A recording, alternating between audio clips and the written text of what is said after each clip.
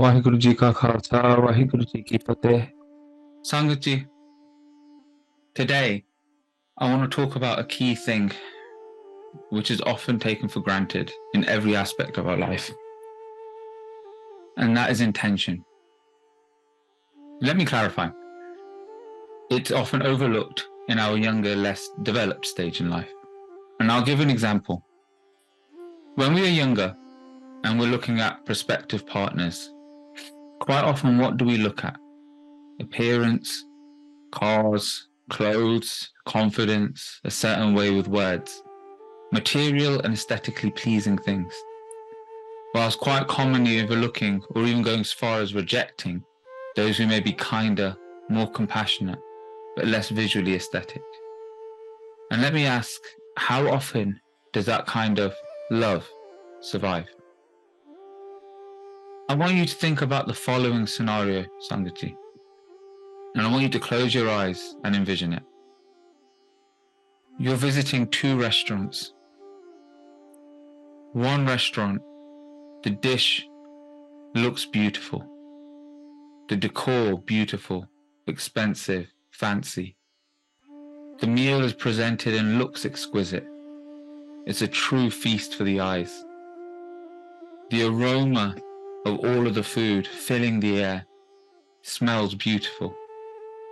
All of your senses are tingling and melting at the blast of aroma and colours. But you take a bite and the food is off. It's not seasoned correctly and sour.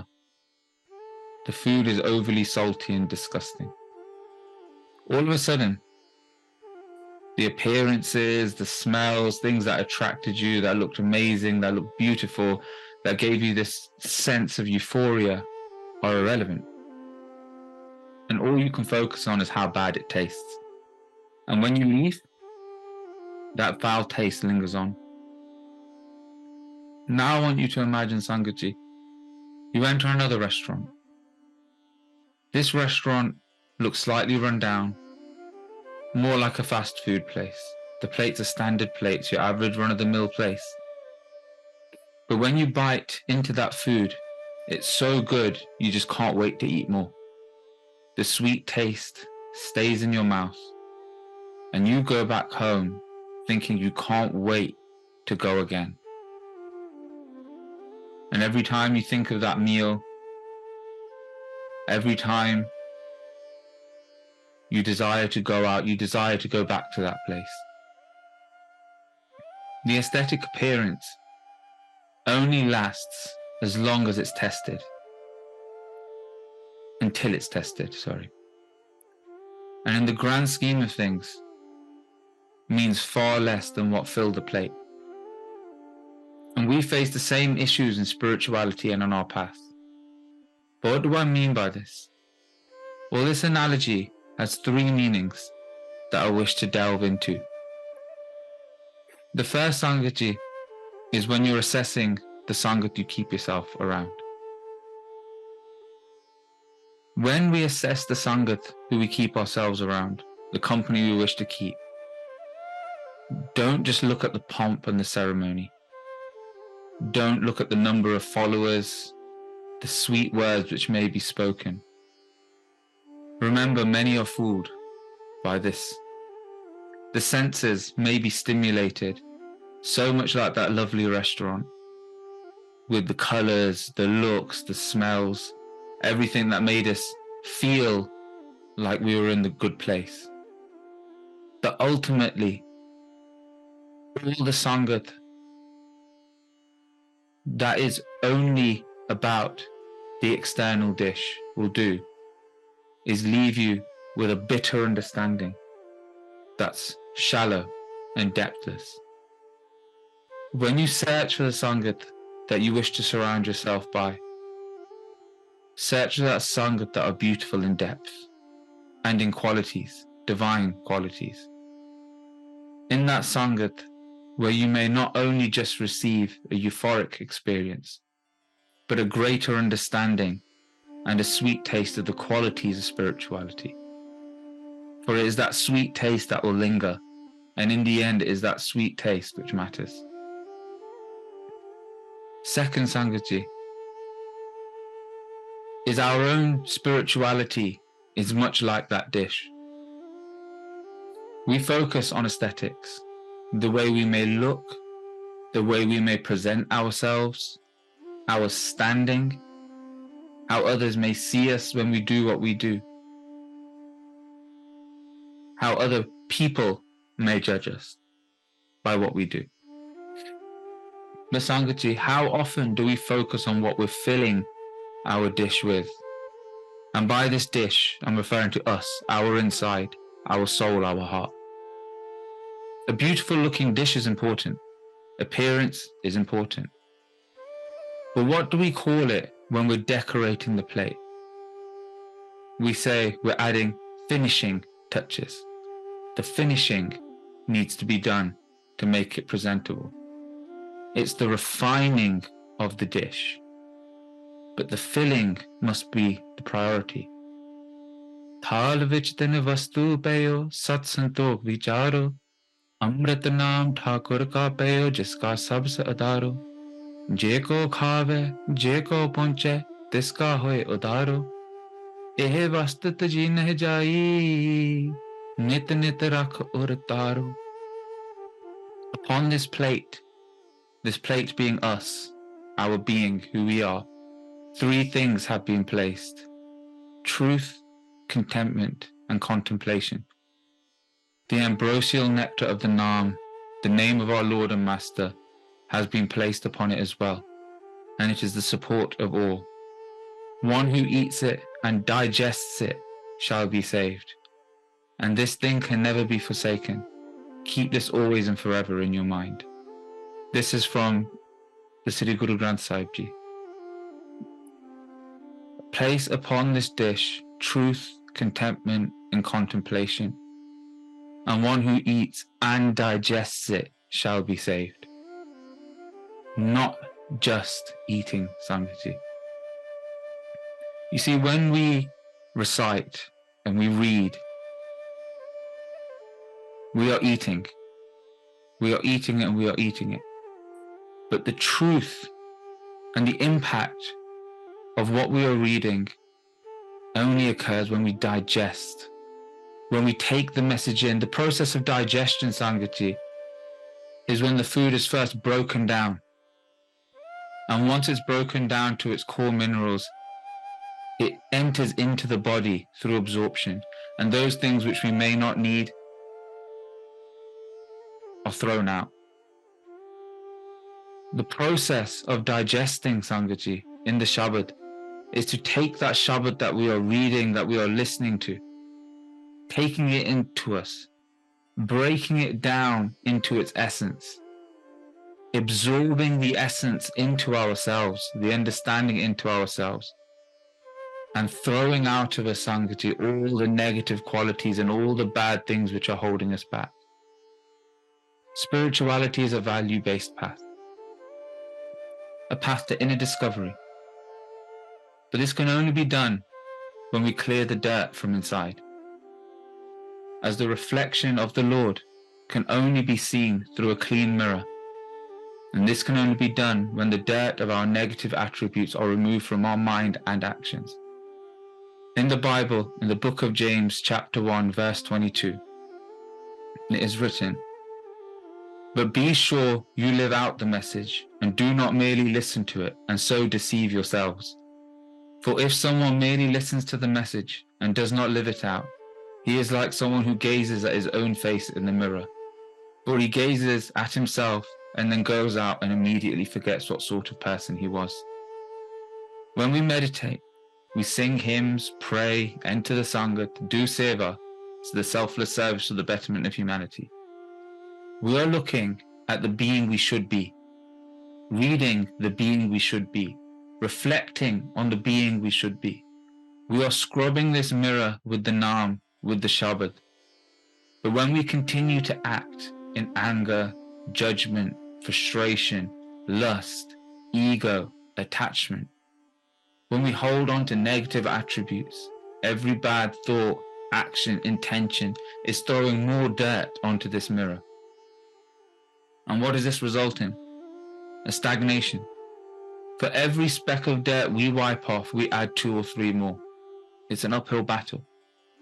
Our boat is crossing over this world ocean, but we are drowning. And we are drowning in what? In the weight of our expectations, desires, negative attributes, and lack of control over our mind and senses. The boat is filling with water due to the holes in it, and we are constantly filling up buckets and trying to pour them overboard to stop ourselves from sinking, but without plugging the holes. You will continue to fill this bucket and throw it out until you get exhausted, disillusioned.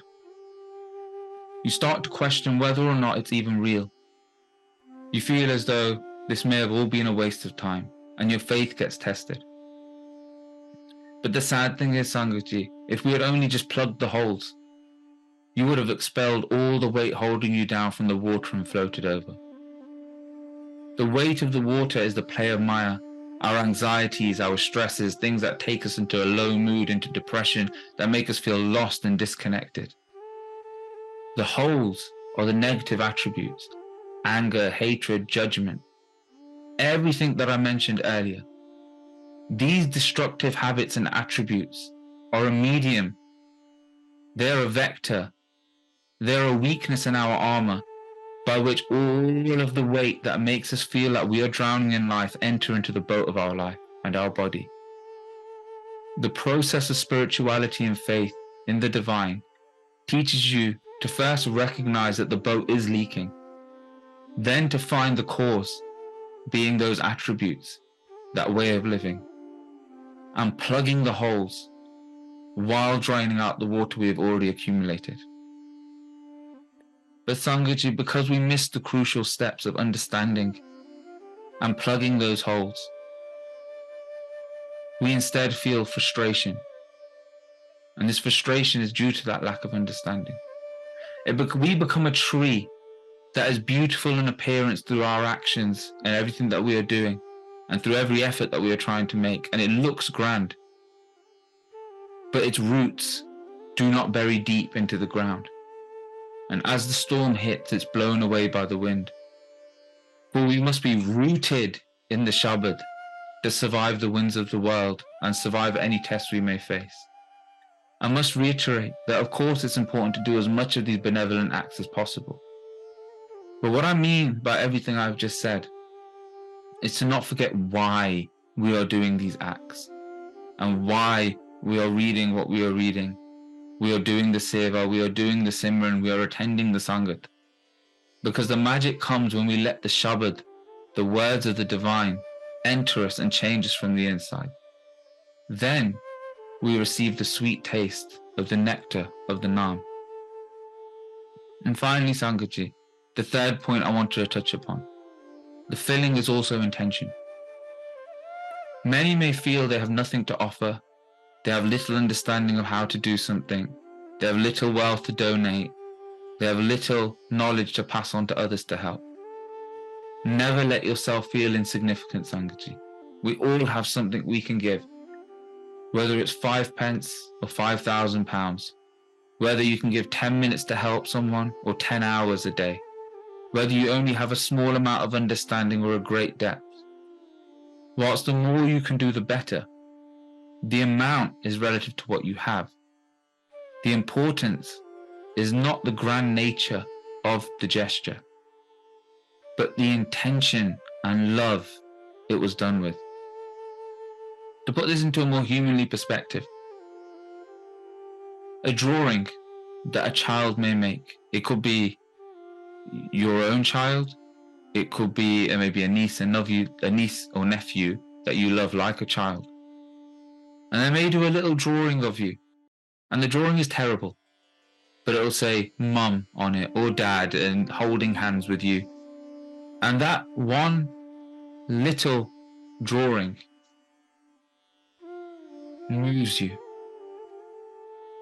That one little drawing moves your heart more than a grand gesture from someone you know is fake, because that drawing from that child was done with nothing but love, and that love you can feel.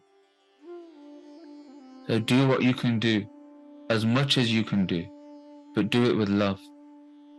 Do it with pure intention, as it is the intention behind the deed that gives the deed its weight. And no matter how big or how small, it is pleasing to the divine and will be pleasing to your soul. Don't get caught up in the trap of gestures, but in pure action. I want to talk briefly about a story of Guru Nanak Dev Ji. One day, nearing a village, Guru Nanak Dev Ji felt tired and hungry, and he decided to stay for a few days. Lallo, a poor carpenter, invited Guruji to stay at his house, and Guru Nanak Dev Ji was pleased to accept. One day, an important government official of the city by the name of Malik Bago was providing food for all the religious and holy men. And in ego, he invited Guru Nanak Dev Ji too. And he said, as my guest of honor, Guru Nanak can sit with me and he will eat our rich food in this rich mansion instead of the plain food provided from a poor man. Guru Nanak Dev Ji declined the invitation. On being summoned through official command a second time, Guru Nanak Dev Ji took Bhai Lallo Ji with him and went to Malik Bago's house. With great anger, Malik Bago said to Guru Nanak, "You are dishonoring us by eating dry chapatis in the house of a poor carpenter. Look at my feast. It offers you delicious food. Why do you refuse it?" Guru Nanak Dev Ji took Malik Bago's rich food, buttered bread in one hand, and Bhai Lallo Ji's plain bread in the other. And Guru Nanak Dev Ji squeezed. And in the hand that Guru Nanak Dev Ji squeezed with Malik Bago's buttered bread that looked fancy, blood trickled from it. And when Guru Nanak Dev Ji squeezed his other hand with the food of Bhai Lallo Ji, people saw milk dripping from it. Malik Bago became silent. And Guru Nanak Dev Ji explained that Malik's income and thus offering was earned by the blood of the poor people and dishonestly, whereas the income and the offering of this carpenter had milk as it was earned by hard, truthful labor. The wealth gathered by cruelty towards the poor is like draining their blood. Malik Bago, you invited me to partake in blood, leaving the food that is as pure as milk. How could I accept it? Is what Guruji said to Malik Bago. This was the reason behind my rejection of your rich food, and that was why I preferred the simple bread earned through hard labor. Sangat Ji, it wasn't the plates, the status, the pomp, the accolade, or any other thing that enticed the Guru, that won the Guru's heart. It was the heart of the man, Lallo, the honest life he led, the love and purity and respect from which he invited the Guru to stay with him. Malik Bago, although he had the grander status and the feast, was rejected by the Guru, as it was received through ill gains, through the hurting of others, and the invite was done through pride and not earnestly. And this is how it works too with the divine Sangat Ji. It's not about the gesture. As much as you can give, of course, you should give. But the intention behind the actions we do are what makes that gesture and the action accepted. Small actions done with love and with humbleness and humility and true desire to want to do that mean more than grand gestures that are aesthetically pleasing, but with no depth, no love, and made through only pride and through self-serving. The Sangat Ji, I mentioned this story and teaching of Guru Nanak Dev Ji because it is Guruji's Gurpurab, birth anniversary, on Monday. Guruji is the first Guru of the Sikhs and taught a value-based practical message on how to meet with the divine. And there are 3 pillars to spirituality, Sangat Ji, that Guruji laid out. Naam Japo, to meditate on the name and the qualities of the divine. Kirt Karo, to earn an honest living and live a true life of purity. And Vand Kishako, to share with those around you knowledge, understanding, wealth, food. Guruji said, make mercy thy cotton, contentment thy thread, self-restraint its knot, truth its twist, and that would make a sacred strand for the soul. And if you have it, then put it on me, for it will not break or become soiled or be burnt or lost. Those dishes who are empty and hollow, Sangati, no matter how beautiful they look, are destined to blow with the wind, and the words, no matter how sweet, carry bitterness. And those beings who have worked on the contents of the dish inside them will be surrounded by an aura of peace, and even the words they speak leave a lasting taste of heaven and peace in the minds and hearts of those who hear it. Sangati, we are the dish, but whether we decide to look beautiful or be beautiful is up to us, and is a direct result of our intention, our actions, and our desire to allow the word of the divine to enter into us and change us. Find the Sangat of those whose focus is the filling of the dish, and allow the Shabad to enter you and change you, to clean the mirror, to see the reflections of the divine and your true self. Remove the burdens and dirt of anger, attachment, ego, lust, hatred, gossiping, putting others down. Raise yourself and elevate your own state of mind and being. Adopt and fill your dish with the beautiful ingredients of compassion, love, mercy, contentment, discipline, truth, and contemplative remembrance. And remember, you always have worth. Anything you can do for the divine and for your fellow beings to help, grow, nurture, build, reflect, or donate in terms of time or wealth, no matter how big or small, will always be important and accepted if done out of love and pure intentions. Vaheguru Ji Ka Khalsa, Vaheguru Ji Ki Fateh.